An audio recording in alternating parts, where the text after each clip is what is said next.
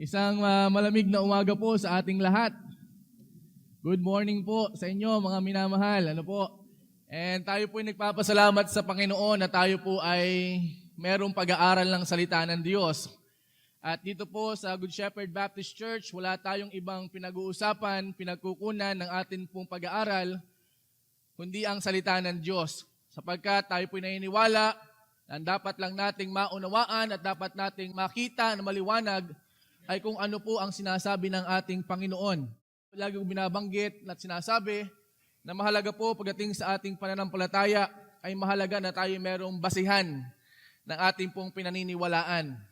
Mahirap po na magkaroon ng pananampalataya na hindi mo alam kung saan nanggagaling yung ating pinaniniwalaan.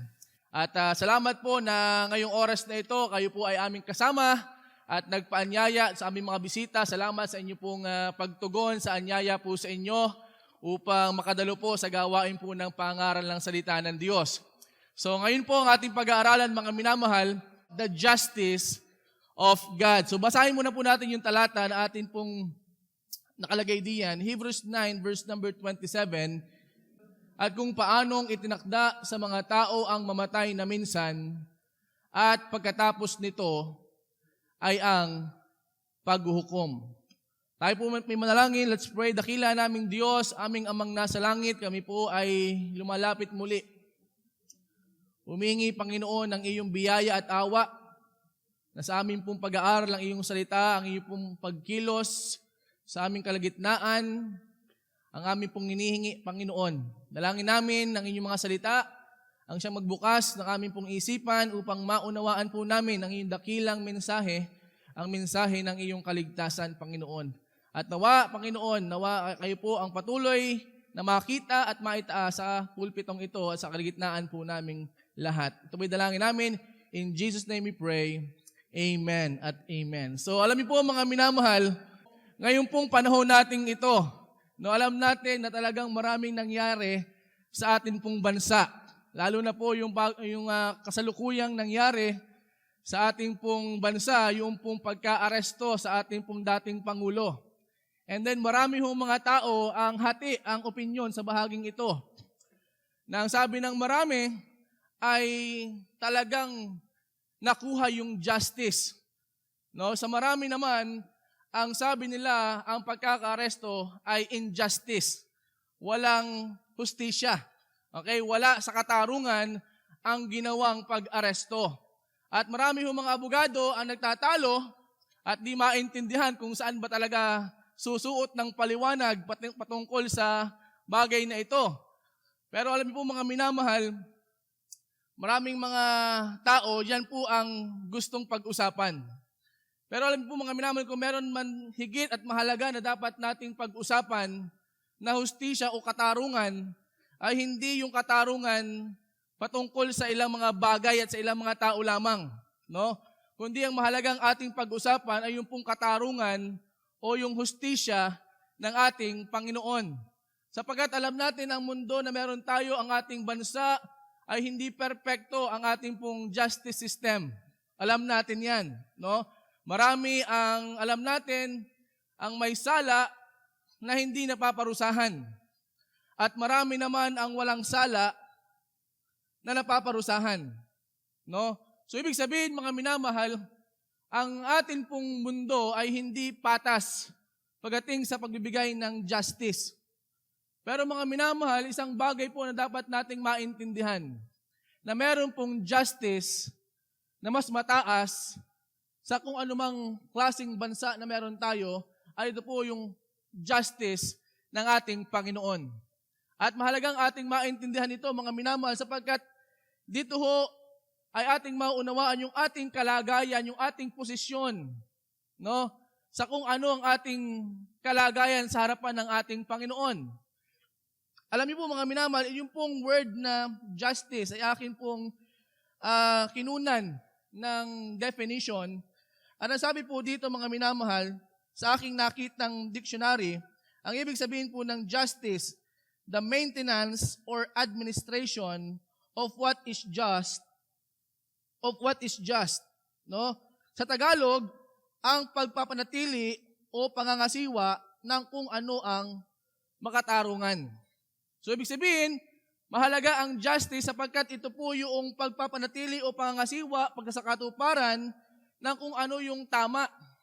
Okay? Kaya mahalaga po ang justice.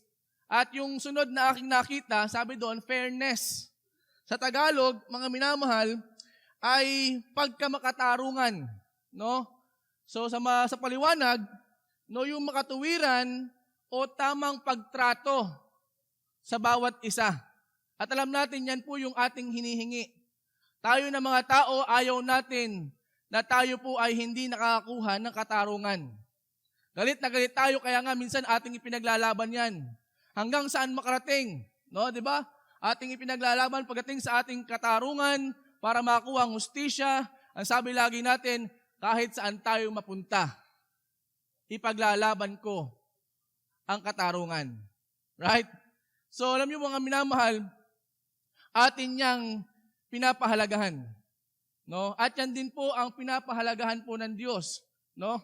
Pag ang Diyos po ang humatol o nagbigay ng katarungan, alam natin mga minamahal na ito ay tunay at walang halong kasinungalingan. No? Justice is a term. No? Yung pong daw justice ay ito daw po yung termino na ginagamit for what is right. No? Kumbaga, pag sinabing justice, ang gusto nating maintindihan, ano ba yung tama? Ano ba yung tunay? Ano ba yung makatarungan? Okay? At ang justice, mga minamahal, pag ating pong pinag-aralan sa banal na kasulatan, ito po ay isa sa mga attributes ng ating Panginoon at nag-uugat sa kabanalan ng ating Panginoon. No? Kaya nga mga minamahal, hindi natin mayaalis sa Panginoon ang pagiging just, no? At makatarungan dahil ito po ang kanyang katangian. Okay? So ngayon mga minamahal, magandang ating makita doon sa talatang ating binasa na maliwanag na sinasabi ng ating Panginoon. Tayo na mga tao, ang sabi ng Hebrews 9:27, lahat tayo na mga tao ay mayroon takdang kamatayan sa buhay natin. At hindi natin kayang pasinungalingan yan. Tama po ba ako? Lahat po ba ng tao ay may kamatayan? Alam niyo po ba mga minamahal, sabi ng Bible, pag tayo namatay, hindi pa tapos. Ang sabi ng Bible, pagkatapos ng kamatayan, ang sabi ng ating Panginoon maliwanag mula sa kanyang salita, ang sabi ng Bible, at pagkatapos nito, ng alin yun, ng kamatayan, ano ang sunod? Ay ang paghuhukom.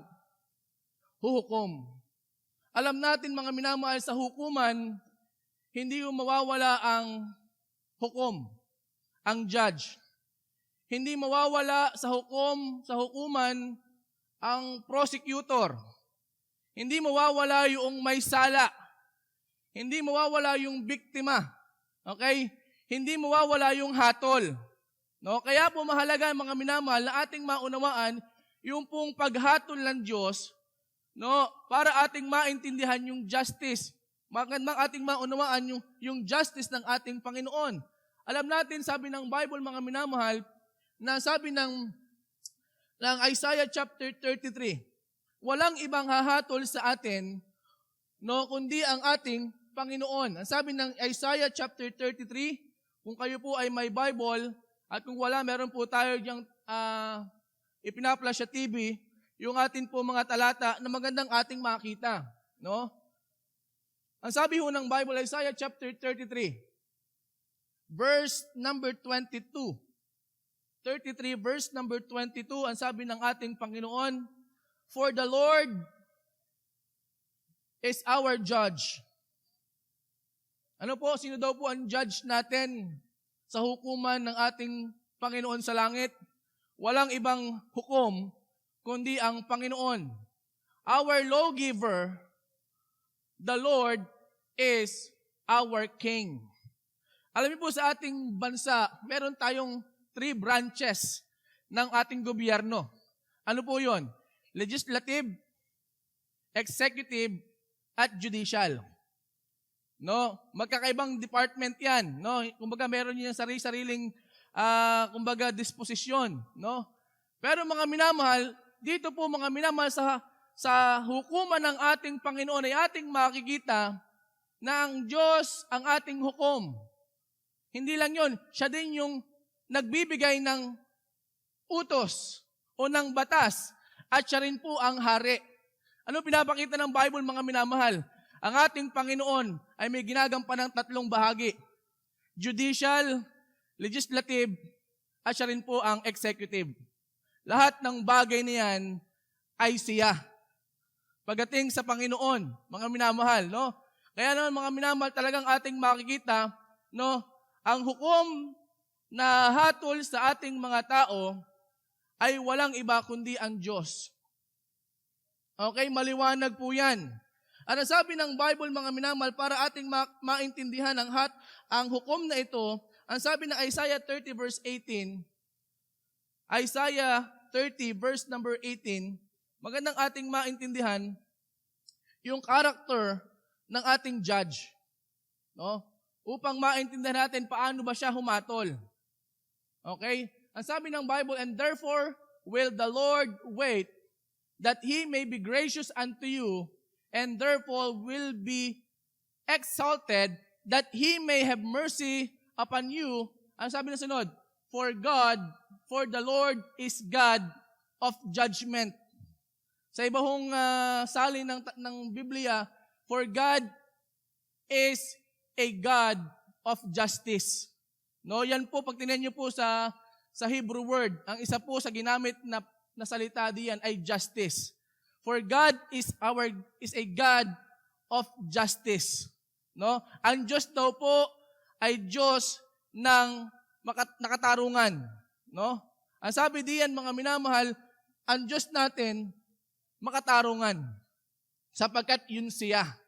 Okay? Ang sabi po ng Psalms 11 verse 7.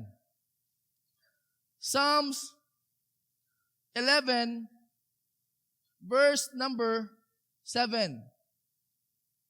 Ano sabi diyan? For the righteous Lord loveth righteousness. So yung atin daw pong hukom ay iniibig ang katarungan, ang katuwiran. God loves justice. No? Ang Diyos po mga minamahal bilang hukom, ang gusto niyan, ang ninanasa niyan ay yung katarungan. Okay? Yan po ang ating Panginoon bilang judge. Ano sabi po ng Nahum 1:3? Nahum 1:3.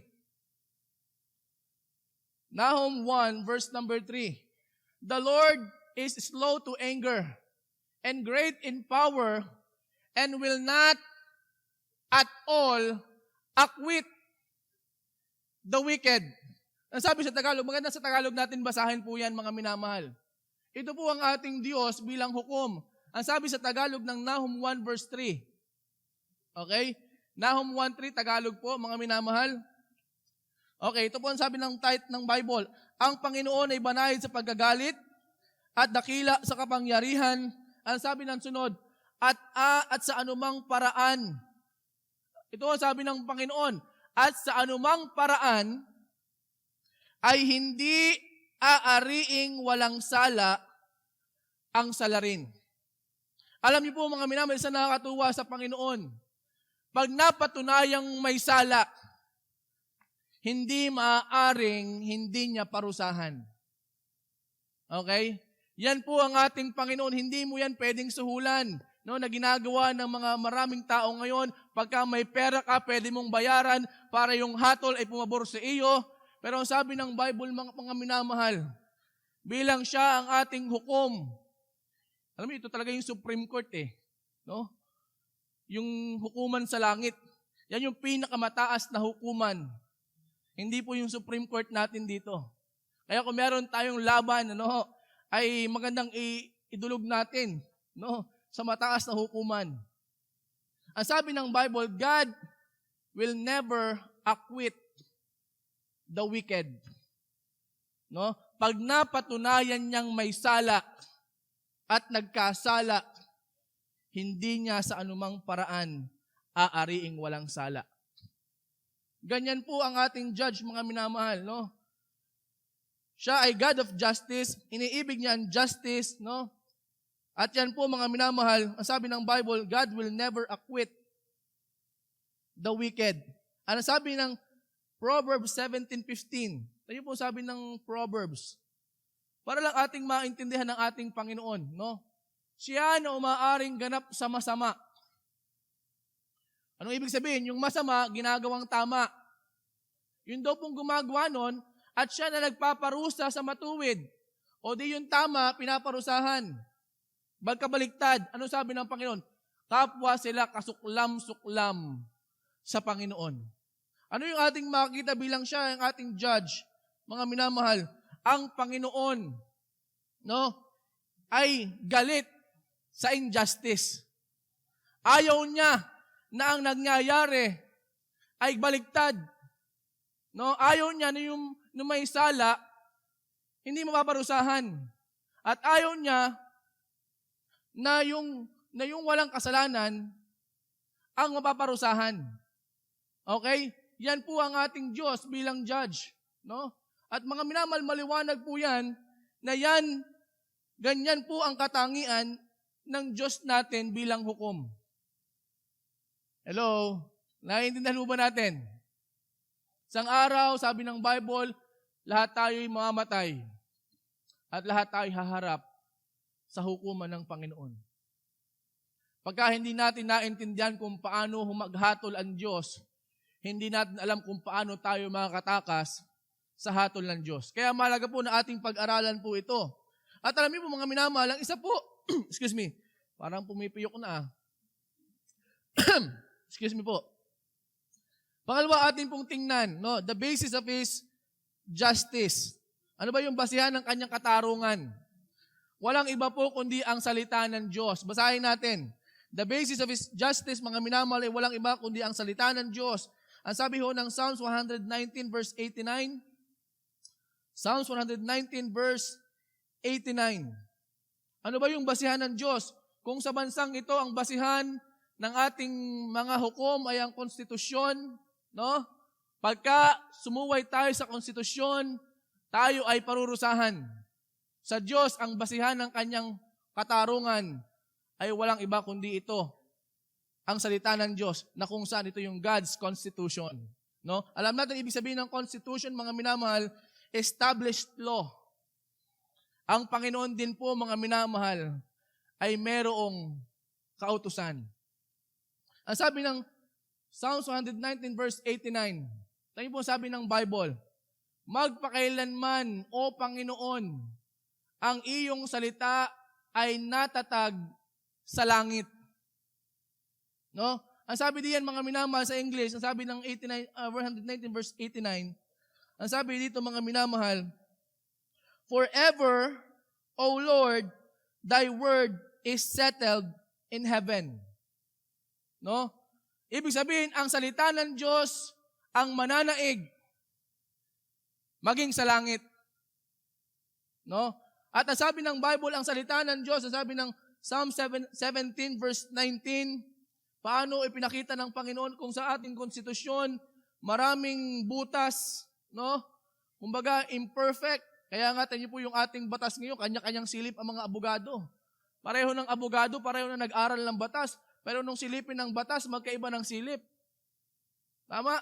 Pero sabi ng Bible, mga minamahal, Psalms 17 verse 19, ano sabi ng ating Panginoon sa kanyang salita?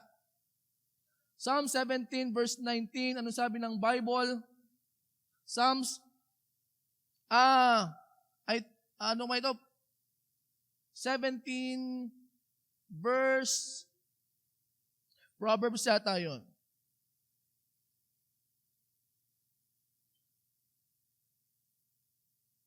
Yan, 9 pala. Psalms, ang talata, ano nga po yung the law of the Lord is perfect? 19, baligtad pala ako. Yan. 19 verse 7. Ito ang sabi ng Bible, mga minamahal. The law of the Lord is perfect. Walang anumang kamalian Walang anumang kontradiksyon na ating makikita dito. Okay? Kaya po mga minamahal, ang basihan ng Diyos sa kanyang katarungan at gagamitin niya sa atin ay walang iba kundi ang kanyang salita. Oho. Kaya nga mga minamahal, magandang ating maintindihan yung salita ng Diyos. Kasi isang araw, pagka hindi natin naintindihan ito yung gagamitin ng Panginoon sa atin. No, pagdating natin sa langit at tayo hatulan ng Diyos. No? Kaya mahalaga mga minamahal, ating maunawaan ng ating Panginoon sa kanyang salita. Alam niyo mga minamahal, pag pinag-usapan ng justice, mahirap maunawaan ang katarungan ng Diyos kapag hindi natin naintindihan yung kasalanan. Okay? So, upang ating maunawaan ang hatol ng Diyos, upang ating maintindihan yung katarungan ng Diyos, magandang ating maintindihan ano ba yung kasalanan. Okay? What is sin? Kasi hindi natin maintindihan yung hatol ng Diyos kapag hindi una nating naintindihan yung kasalanan. Ang sabi ng Bible, mga minamahal, pag ating tinignan, ang ibig sabihin ng kasalanan, 1 John chapter 3, verse number 4. No? 1 John chapter 3, verse number 4. Ito ang sabi ng Bible, mga minamahal.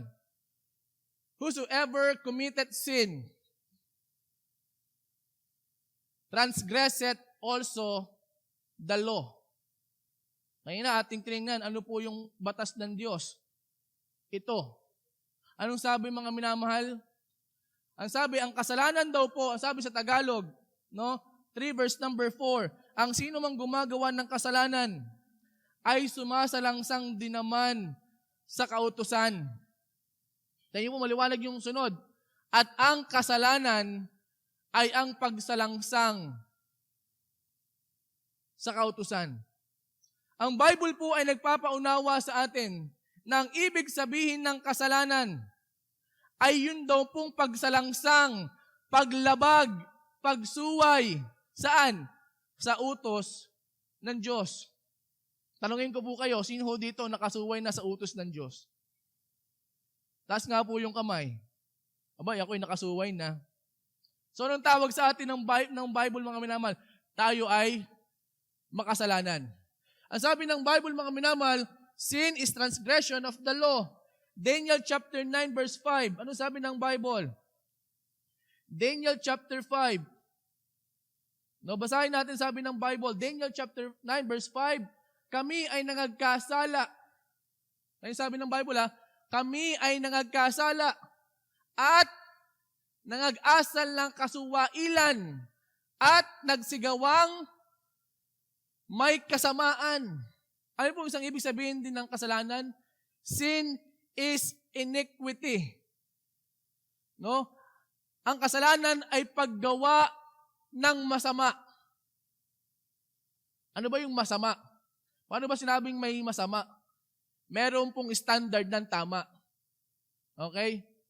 Ang masama ay yung hindi natin gawin yung tama, kaya nagiging masama. Okay? Tayo po mga minamahal, sabi ng Bible, no, ang kasalanan ay paggawa ng kasamaan, no? Ang sabi ng Psalms 107 verse 11. Marami yung talata ang ating babasahin, magandang ating makita ang pagpapaliwanag mismo ng ating Panginoon sa kanyang salita. Ano sabi diyan?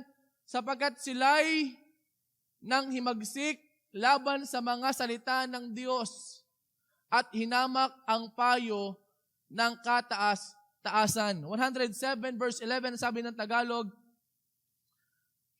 ang sabi dito mga minamahal, sapagkat sila'y nangaghimagsik laban sa salita ng Diyos. No, ang kasalanan daw po mga minamahal ay ipinapaunawa ng Panginoon na isang rebelyon. Pagre-rebelde. Saan? Sa salita ng Diyos. Alam niyo, tayo po ng mga tao, naiintindihan natin yan. No? Tayo po ng mga tao bilang mga anak, marami din tayo mga sinusuway sa ating mga magulang. No? At yung pagsuway na yun, mga minamahal, ay isang pagpapakita na tayo nagre-rebelde sa ating mga magulang. At yan din po ang isa sa pinapaunawa ng Bible pagdating sa kasalanan. No? Ang kasalanan daw po ay pagre-rebelde sa Diyos mismo. No? Ayaw mo sa Diyos, ayaw mong sundin ang utos ng Diyos. Ang gusto mong masunod ay walang iba kundi yung sarili nating kagustuhan.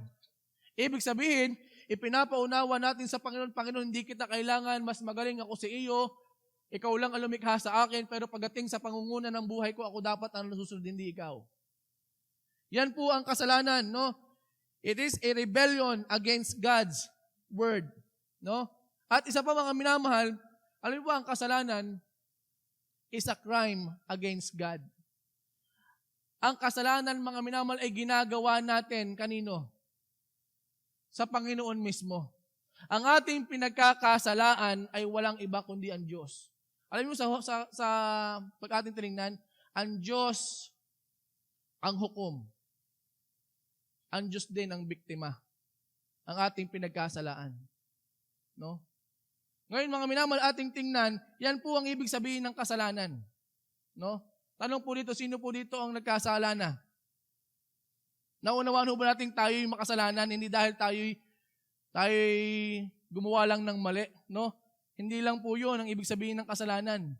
Ang kasalanan, merong standard ang Diyos. Nag-fail ka doon. Isa nga sa definition ng kasalanan, we missed the mark, no? Merong standard ang Diyos, hindi natin nasundan. Okay? So ngayon mga minamahal, yan po ang ibig sabihin ng kasalanan. No? Ngayon natin naman tingnan, man as sinner. No? Alam natin mga minamahal, ang tao po, ang sabi ng Bible, tayo po ay makasalanan. Ngayon, paano po natin maunawaan yan? Sapagkat ang Bible po ay nagpapahayag ng mga ebidensya patungkol dito. Inilatag na po ng Panginoon ang ebidensya sa atin bilang tayo mga makasalanan.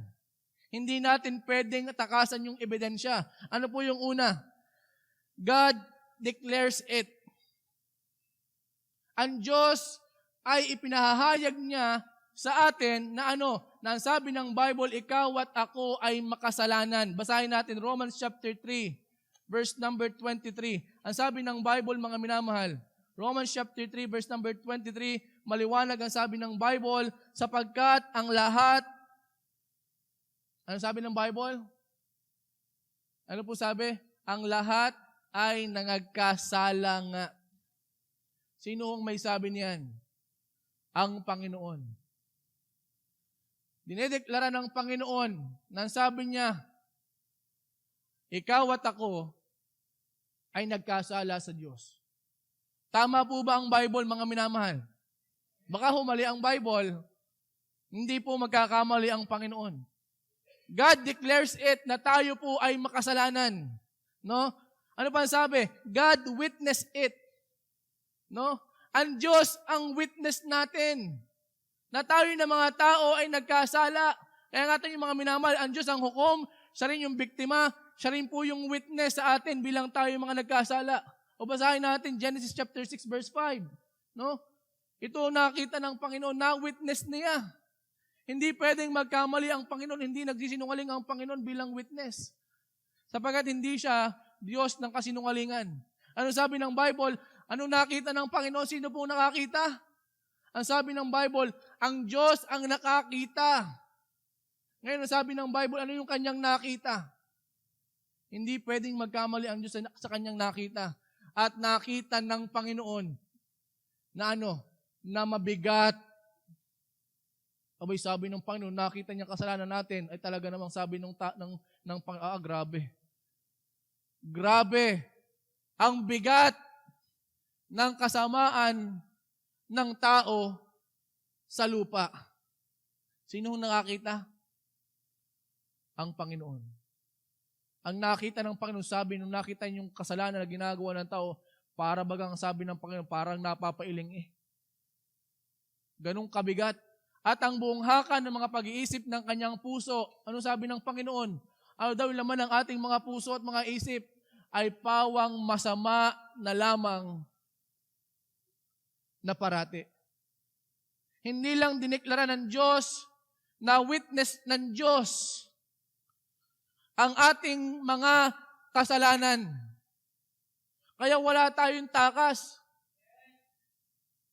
Kasi ang witness natin, mga minamahal, sa ating pagkakasala ay walang iba, kundi ang Diyos mismo. Kaya nga ngayon, dami mga hearing na ginagawa, pero anong ginagawa? Yung mga witness, baliktaran ang sinasabi. Bakit? Yung pala nakakausap ng kabilang panig. Mamaya, ito yung kanyang salaysay, mamaya, iba naman. Pabago-bago, pero ang Diyos, mga minamahal, no, hindi pwedeng magkamali at hindi pwedeng magsinungaling sa kanyang nakita. At ang sabi ng Panginoon, tayo na mga tao ay nakita niya, na-witness niya, na hindi lang basta nagkasala, kundi mabigat na pagkakasala ang ating ginagawa.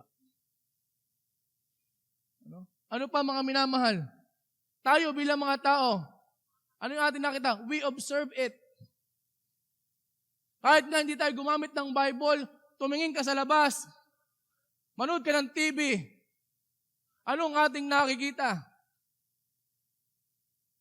Sige, puro masama. Mag-browse ka ng Facebook. Magtumingin ka sa internet. Anong ating makikita? Tanyong mga balita, puro kasalanan. May isang pagnanakaw doon. Mayroong hinold up doon. May pinatay doon. May kurakot din eh. Anong ating makikita? Na-observe natin mismo. Hindi natin pwedeng pasinungalingan na talagang tayo ng mga tao, kahit yung kapitbahay mo, na-observe mo. Kahit yung anak mo, na-observe mo. No? Yung nga anak natin, na-obserbahan natin, pambira itong ating anak na ito Hindi mo naman tinuruan magsinungaling, pero pag tinanong mo kung may assignment, sabihin ay wala. Hindi ka? Na-obserbahan natin yan, maging sa ating mga mahal sa buhay. Maging sa ating mga anak, na-obserbahan natin na talagang tayo ay makasalanan. At ano pa ang panghuli? We experience it. Ikaw at ako mismo ay na-experience o nararanasan ito. Hindi natin pwedeng sabihin hindi tayo nagkasala. Tama? Kasi alam natin, aminado tayo sa ating mga sarili na tayo may ginawang pagkakasala. Kahit hindi ka sabihin makasalanan, alam mo sa sarili mong ikaw ay makasalanan. Okay? Tama po ba? Sino dito ang aminadong siya nagkasala? Ako'y aminado ako sa harapan ng Diyos. Hindi ko pwedeng lukuhin ng Diyos. Hindi ko pwedeng lukuhin ng aking sarili. Ang sabi ni Apostle Paul, siya mismo may sabi, ano sabi niya? Basahin natin 1 Timothy chapter 1 verse 15. Ang sabi ni Apostle Paul, tanyo po sabi, tapat ang pasabi at nararapat tanggapin ng lahat na si Kristo ay inaparito sa libutan upang iligtas ang mga makasalanan. Ano sabi niya ni Apostle Paul? Na ako ang pangulo sa mga ito. Kinikilala ni Apostle Paul sa kanyang sarili na siya ay makasalanan. Bakit? Kasi alam niya ang kanyang sarili, kilala niya ang kanyang sarili bilang siya ay makasalanan. Kaya nga mga minamahal, ang ebidensya na tayo'y nagkasala sa Diyos ay matibay. Matibay. Hindi natin pwedeng i-counter yan. Bakit? Kahit tayo mismo, aminado.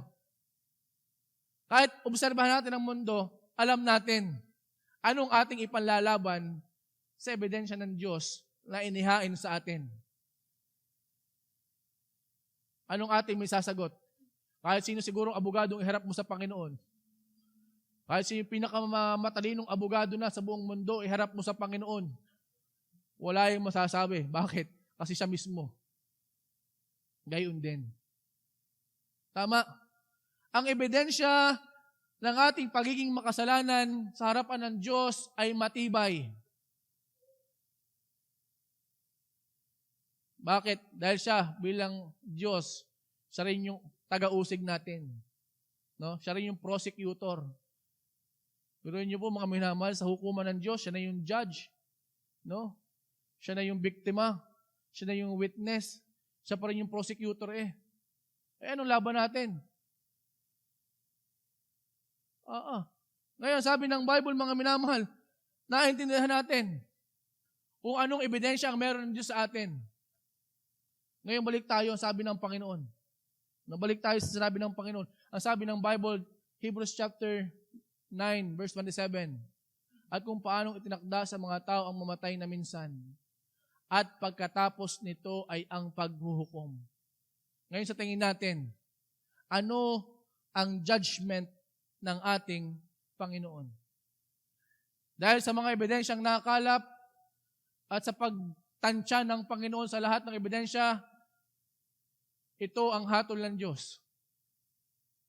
May hatol na po ang Diyos, mga minamahal. Alam niyo ba ang hatol ng Diyos?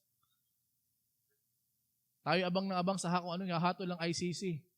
Abang na abang tayo sa kung ano yung hatol ng Supreme Court doon sa mga inihaing petisyon. Aktibo tayo, pero hindi natin naiintindihan. Ano ba yung hatol ko? May hatol pala ako na dapat kong intindihin at unawain. Ano sabi ng Bible, mga minamahal? No? Basahin natin. 1 Corinthians chapter 6 verse 9. Isa-isahin natin, mga minamahal. Ito ang hatol ng Diyos. O hindi baga ninyo nalalaman? O baka daw hindi natin alam. Ito na po, pinapaalam sa atin. Ano sabi diyan? Na ang mga liko. Anong pinapakita niyo? Mga nagkasala. Ano sabi ng Bible? Ano sabi po diyan? Ano yung hatol? Ay hindi. Nung binasa ang hatol, ang sabi ng Panginoon, yung mga nagkasala, hindi magsisipagmana ng kaharian ng Diyos. Ang sabi niyan, huwag kayong padaya. Kahit abang ka mapakiapid, niya mga mananamba sa Diyos-Diyosan, niya mga mangalunya, niya mga nang bababae, niya mga mapakiapid sa kapwa lalaki, niya mga magnanakaw, niya mga masakim. O ba, sabi niya, no? Pati daw pala yung paglalasing. Niya mga manglalasing. O ba, hindi ako may sabi ho niyan, ha? Binasa ko lang ho. Ang Panginoon may sabi niyan. Niya mga mapagtungayaw. Niya mga manglulupig. Anong sabi ng Bible? Anong sentensya? Ay hindi magmamana ng kaharian ng Diyos. Abay, matindi po yan, mga minamahal. Ano sabi ng Bible? Tayo bilang mga taong nagkasala sa Diyos, ang hatol ng ating judge, hindi tayo pupunta ng langit. Ano yung ating pakiramdam pag ating nababasa ito? Kung nabasa mo yan, anong pakiramdam natin? Abay, mabigat po yung mga pananalita ng ating Panginoon na yan. Biruin nyo, mga minapag tayo'y namatay, ang sabi ng Bible. Hindi tayo papasok sa langit. Galatians chapter 6 verse 5. 19 pala, no? Galatians chapter 5 verse 19. Basahin natin. At hayag ang mga gawa ng laman. Ito daw po yung ating mga ginagawa. Sa makatuwid ay ang mga ito. Pakikiapid. Ito na yung binabasahan na tayo ng Panginoon ng sentensya eh. No? Karumihan, kalibugan, pagsamba Diyos-Diyosan, pangkukulam, pagtataniman, pagtatalo, mga paninibugho, mga pagkakaalitan, mga pagkakampi-kampi, mga pagkakabahabahagi, mga hidwang pananampalataya, verse 21, mga kapanaghilian, abutan niyo po ulit sunod, mga paglalasing, mga kalayawan, hindi na maisa-isa, ang sabi ng Bible, at ang mga katulad nito. Anong sabi ng Bible? Tungkol sa mga bagay na ito ay aking ipinagpapaunang ipaalala sa inyo, tulad sa aking pagpapaalala ng una sa inyo. Anong sabi ng Bible? Basahin natin ng maayos. Na ang mga nagsisigawan ng gayong mga bagay. Taas nga po yung kamay nung may natamaan doon sa isang mga binanggit natin. Meron ba kayo na-commit doon sa mga binanggit? Uy, parang kayo na magtaas ng kamay. Lahat tayo. Anong sabi sa atin? Ay hindi magsisipagmana ng kaharian ng Diyos. Aba, mga minamahal, ang Panginoon na may sabi niyan, hindi naman kami. Kaya mahalaga na tayo nag-aaral para ating maintindihan. Aba, ganito pala katindi ang aking haharapin.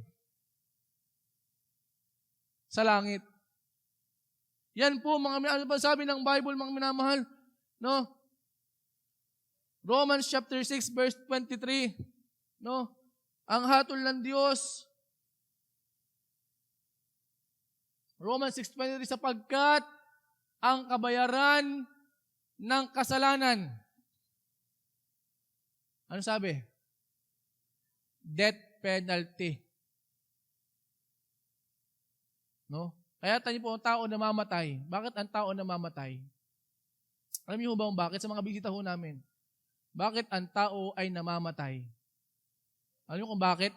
Yan na po ang sagot. Dahil ikaw at ako nagkasala sa Diyos at ang kabayaran ng ating pagkakasala sa Diyos, kamatayan. Kaya pala lahat ng tao namamatay. Bakit? Kasi sabi ng Bible, sapagkat ang lahat ay nangagkasala nga. At dahil ang lahat ay nangagkasala nga, ang lahat ay mamamatay. At hindi lang po yung kamatayang pisikal, yan din po ay kamatayang eternal. Ang sabi ng Revelation 21 verse 8, no? Ang sabi ng Revelation 21 verse 8, mga minamahal, tayo yung sabi ng Bible, ngunit sa mga duwag, kung hindi tayo pupunta sa langit, anong sabi ng Bible? Sa mga hindi mananampalataya, sa mga kasuklam-suklam, sa mga mamamatay tao, at sa mga mapakiapid, at sa mga manggagaway, at sa mga pagsamba sa Diyos-Diyosan. Oboy, teka lang, parang wala ako diyan ah. Parang wala akong nabanggit diyan. Teka lang, may huli pa. Ano sabi ng Bible? At sa lahat na mga sinungaling, abay, siguro may lahat tayo pasok diyan. Tama po? Ano sabi ng Bible? Ang kanilang bahagi ay sa dagat-dagatang nagniningas sa apoy at asupre na siyang ikalawang kamatayan. Alam niyo po ang hatol ng Diyos sa atin, mga minamahal. Ikaw ay mamamatay, may death penalty, at kamatayang eternal. Saan? Sa dagat-dagatang nagniningas sa apoy at asupre na siyang ikalawang kamatayan. Alam niyo, mga minamahal, matindi po ang Diyos magparusa. Yan po ang ating hahantungan, mga minamahal. Pero ang tanong, matuwid ba yung hatol ng Diyos? Ang sabi ng Panginoon, hindi niya aariing walang sala ang salarin. Ang lahat na nagkasala, ang sabi ng Bible, kanyang parurusahan, hindi maaring hindi. At ang parusa ng Diyos sa ating lahat, mga minamahal, ay walang iba kundi impyerno. Sapagkat yan ang katarungan. Hinihingi ng katarungan ng Diyos. Grabe po mga minamahal. Yan ang ating hahantungan. Pero pag hindi natin naintindihan yan, mga minamahal, hindi tayo hahanap. Hindi tayo hingi ng tulong. Abay, grabe yan. Pagka nga yung ating mga anak nahuli ng pulis, ay talaga namang kahit saan suot, hihingi ng tulong kahit kanino. Talagang magmamak-awa, luluhod para humingi ng tulong. Pero pagka hindi mo naintindihan niya ang ating kasong haharapin sa Panginoon, hindi tayo hahanap ng ating tagapagtanggol. Pero salamat sa Panginoon, mga minamahal. Alam mo, nakakatuwa sa Panginoon. Ang ating Panginoon ay matuwid, just, pero siya din po ay pag-ibig. Kaya dito natin makikita kung paano binalansin ng Diyos ang kanyang justice at ang kanyang pag-ibig. Hindi tayo pwedeng patawarin ng Diyos nang hindi binabayaran ang kasalanan. Paano ng Diyos ginawa ang bagay na ito na tayo'y kanyang patatawarin? Hindi nga paaring hindi tayo mapatawad ng Diyos kasi tayo'y may kasalanan. Pero alam niyo kung paano ginawa ng Diyos? Napairalin ng kanyang justice at ang kanyang pag-ibig. Alam niyo paano pinakita ng Diyos? Sabi ng John 3:16, sapagkat gayon na lamang ang pagsinta ng Diyos sa sanglibutan, na ibinigay ng Diyos ang kanyang bugtong na anak, upang ang sino mang sa kanya'y sumampalataya ay huwag mapahama, kundi magkaroon ng buhay na walang hanggan. Alam niyo, mga minamahal, ang patawad ng Diyos upang tayo magkaroon ng pardon ay na kay Kristo. Ang sabi ng Bible, mga minamahal, basahin natin, ano ang ginawa ng ating Panginoon para tayo na mga tao ay mapatawad ng Diyos sa ating lahat ng kasalanan at upang tayo huwag pumunta doon sa hatol ng Diyos. Alam niyo, sabi ng Bible, si Jesus, Isaiah chapter 53 verse 3. Basahin natin, mga minamahal. Kasi hindi maaaring hindi parusahan, hindi maaaring tayo patawarin ng Diyos nang walang nagbabayad ng ating kasalanan. Magmumukha siyang masama pagka ganun tayo pinatawad niya ng gayon-gayon na lamang. Pero tingnan niyo po ito, paano niya tayo pinatawad? Yung anak niya, ang ating Panginoong Hesus, na Diyos sa langit, nagkatawang tao. Ano sabi diyan? Verse 33, anong ginawa sa Panginoon? Siya'y hinamak at itinakwil ng mga tao, isang taong sa kapanglawan at bihasa sa karamdaman at gaya ng isa na pinagkublian ng kanilang mukha ng mga tao. Biruin niyo po yan. Na siya'y hinamak at hindi natin hinalagahan siya. Verse 4, tunay na kanyang dinala ang ating mga karamdaman at dinala ang ating kapanglawan. Gayon may ating ipinalagay siya na na hinampas, sinaktan ng Diyos at dinalamhati. Biruin niyo po yun, mga minamahal. Sino yung pinarusahan ng Diyos? Sino yung hinampas ng Diyos? Sino yung sinaktan ng Diyos? Sino po? Yung kanyang bugtong na anak. Verse number 5. Ngunit siya'y nasugatan. Ano po sabi ng Bible? Ngunit siya'y nasugatan. Bakit? Ano sabi ng Bible? Bakit siya nasugatan? Dahil sa ating mga pagsalangsang, yung ating pagsuway sa Diyos, ang naging dahilan kung bakit siya'y nasugatan. Siya'y nabugbog. Bakit? Dahil ang ating mga kasamaan, yung ating pagsuway sa utos ng Diyos, yung ating paggawa ng kasamaan, ang siyang dahilan kung bakit ang ating Panginoong Hesus sinaktan ng Diyos, pinagbuhatan ng kamay ng kanyang ama. Ano sabi diyan? Siya'y nasugatan. Siya'y nabugbog. Bakit? Dahil natin. Ang parusa ng tungkol sa ating kapayapaan ay nasa Kanya. At sa pamagitan ng Kanyang mga latay, ay nagsigaling tayo. Pero yung mga minamahal, dahil hindi maaring hindi ibigay ng Diyos ang Kanyang justice, para lang tayo mapatawad niya. Hindi kasi niya tayo mapapatawad ng walang magbabayad. Ang ginawa niya, ang Panginoon ang nagbayad ng kasalanan na ating ginawa sa Panginoon. Siya yung tumanggap ng parusa na dapat ay sa atin. Gaano kadakilang pag-ibig ang meron ng ating Panginoon sa atin. Na handyan niyang isakripisyo ang kanyang bugtong na anak. Para kanino? Para sa atin na wala namang ibang ginawa kundi sakta ng Diyos. Kaya nga mga gusto kong ating makita na hindi maliit ang ginawang pag-ibig ng ating Panginoon sa atin. Gusto kong ating maunawaan ito, mga minamahal, sapagkat minsan ang liit ng ating tingin sa ating Panginoon. Na hindi natin naiintindihan ganito pala ang ginawa ng Panginoon para sa iyo at para sa akin. Ano sabi ng Bible? Siya'y namatay, inilibing at nabuhay na maguli. Para upang tayo na mga taong nagkasala sa Diyos at karapat dapat parusahan ay magkaroon ng kapatawaran. Ano sabi ng Ephesians chapter 1 verse 7? Basahin nga natin. Tignan niyo po ha. Dito sabi ng Bible, na sabi ng Ephesians chapter 1 verse 7, mga minamahal. Nasa Kanya, sino yan? Kay Jesus. Ano meron tayo kay Jesus?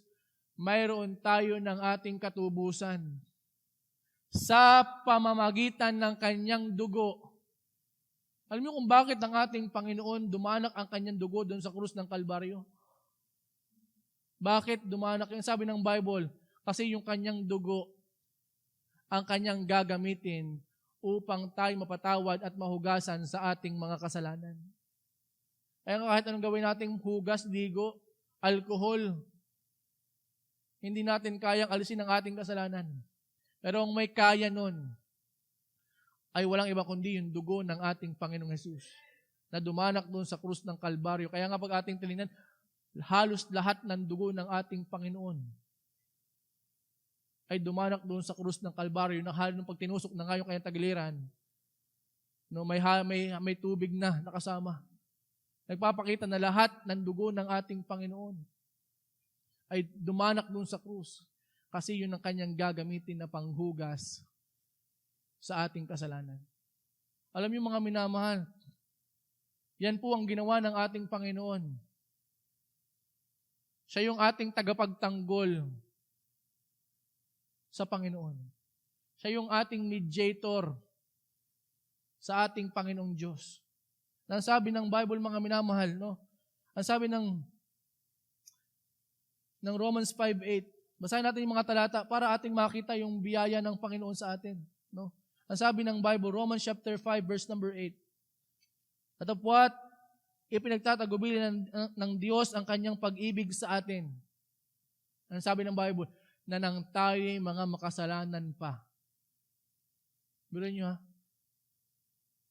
Si Kristo ay namatay dahil sa atin. Bakit siya namatay? Bakit siya inilimit na buhay na maguli? Hindi para kung kanino man. Hindi para sa kanyang sarili, kundi para sa iyo at para sa akin. Upang ano? Upang tayo ng mga tao ay magkaroon ng kapatawaran sa lahat ng ating kasalanan sa Diyos. Kaya nga sabi ng Bible, mga minahal, paano natin makakamtan itong patawad at kaligtasang ibinigay ng ating Panginoon? Ang sabi ng Bible, kinakailangan mo una magsisi ng iyong kasalanan. Kung alam mong ikaw ay magkasala, aminin mong ikaw ay makasalanan, magsisi ka sa iyong kasalanan. At ang sabi ng Bible, basahin natin, John chapter 3 verse 16, upang ang sino mang sa kanya'y sumampalataya. Ang tanging paraan na binabanggit ng Diyos upang tayo magkaroon ng kapatawaran sa ating mga kasalanan. Ang sabi ng Bible, ang tao ay kinakailangang sumampalataya kanino? Kay Kristo na ating tagapagligtas. Tanging pananampalataya kay Kristo, mga minamahal. Yun na lamang ang hinihingi ng Panginoon sa atin. Ikaw at ako ay magsisi ng kasalanan at manampalataya kay Kristo bilang Panginoon at tagapagligtas ng ating buhay. At ano sabi ng Bible? Kapag ating sinampalatayanan si Jesus, ay huwag mapahamak. Ang pangako ng Diyos sa atin, na kung ikaw at ako ngayong oras na ito, ay mananampalataya kay Kristo. Ang sabi ng Bible, pag ikaw ay namatay, yung hatol ng Diyos, hindi na ihahatol sa iyo. Hindi ka na ngayon dadali ng Diyos sa kapahamakan, kundi ang pangako ng Diyos, ang sabi niyan, kundi magkaroon ng buhay na walang hanggan. Ang pangako na ibinibigay ng Panginoon, kapatawaran sa kasalanan, buhay na walang hanggan. Ano sabi ng Bible verse number 18? Ano sabi diyan, mga minamahal? Tayo po sabi. Tayo po ang sabi ng Bible ang sumasampalataya kanino? Kay Kristo. Si Kristo ang binabanggit diyan. Anong sabi ng Bible? Pag tayo sumampalataya kay Kristo, anong sabi? Ay hindi hinahatulan upang tayo'y maabsuelto sa hatol ng Diyos. Ang kinakailangan mong gawin, ikaw at ako, ay sumampalataya kay Kristo. Pero ang sabi ng Bible, ang hindi sumasampalataya, yung ayaw, ano sabi ng Bible? Hinatulan na. Sapagkat hindi siya sumampalataya sa pangalan ng bugtong na anak ng Diyos. Alam niyo mga minamahal, ang sabi ng Bible, basahin natin, Romans chapter 8 verse 1. Ito po yung mga talata na napapaunawa sa atin na kung ano ang kayang gawin ng ating Panginoon. Ngayon nga'y wala nang anumang hatol. Yung sabi ng Bible, di ba kanina sabi ng Bible, tayo hatulan ng Diyos, at ang hatol sa atin, impyerno. Pero ang sabi ng Bible, pag tayo kumilala kay Kristo bilang ating tagapagligtas, ang sabi ng Bible, yung mga na kay Kristo, yung mga sumampalataya kay Kristo, anong sabi ng Bible? Ay wala ng anumang hatol. Hindi na tayo hahatulan ng Panginoon. Alam niyo mga minamahal, ang tanging pag-asa natin sa hatol ng Diyos, ikaw at ako, magsisi ng kasalanan at tanggapin si Kristo bilang ating Panginoon tagapagligtas. Ang tanong, gusto mo bang makamtan yung biyaya niya ng ating Panginoon? Tas nga po yung kamay. Sa ating mga bisita, sino may nais na makamtan yung biyaya na yan na katubusan ng ating Panginoon? Amen. Salamat po sa Panginoon. Alam niyo mga minamahal, dito ho sa church, wala kaming ibang tinuturo, kundi kung anong sinasabi ng Panginoon. Hindi namin sinasabing kayo umanib sa relihiyon para kayo maligtas. Ang sinasabi namin yung tunay. Kasi maging kabahagi man kayo nito, kung hindi kayo sumampalataya kay Kristo, wala ding saysay. Kaya nga mga minamahal, gusto kong ating makita na tayo ang higit na nangangailangan.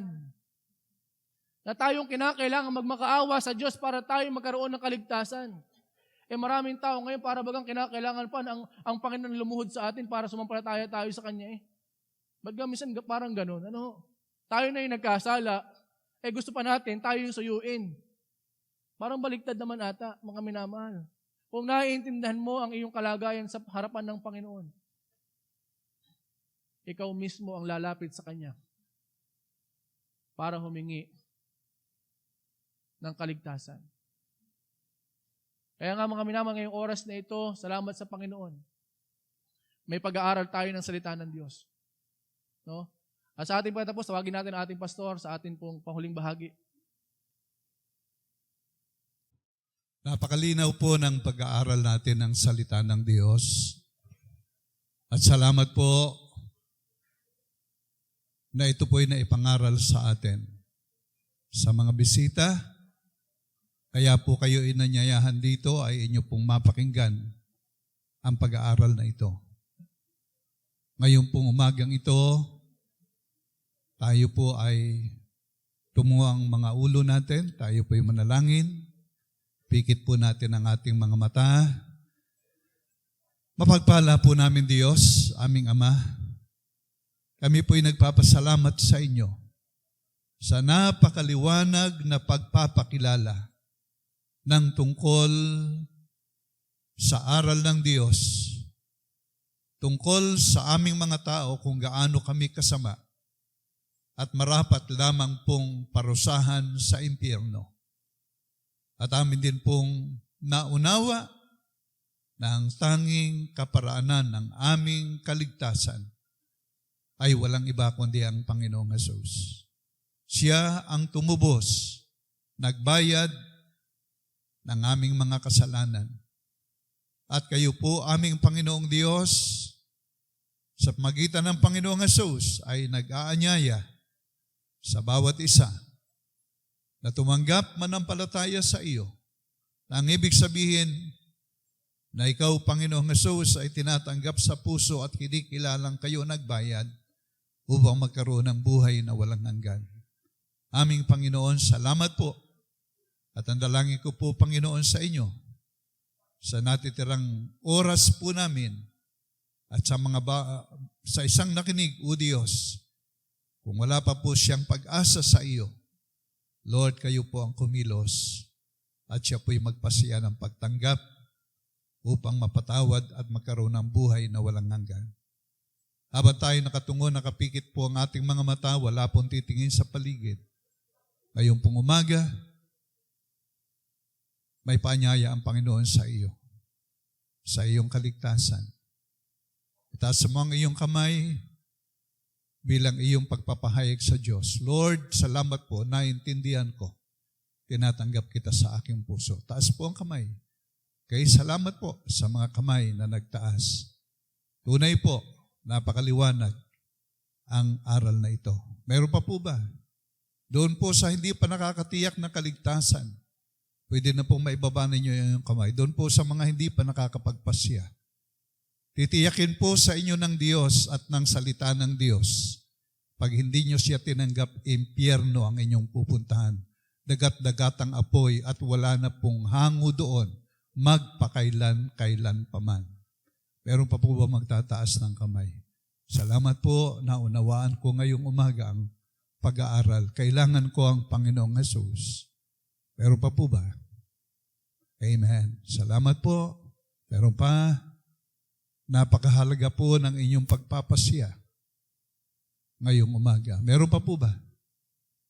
Meron pa? Amen. Amen. Some more. Bago po tayo magtapos. Amen. Sige po. Sige po. Kung kayo po ay tunay na seryoso sa inyong pagtataas ng kamay, pwede ho ba kayong tumayo sa inyong kinatatayuan, kinauupuan? Tayo po'y magpipray.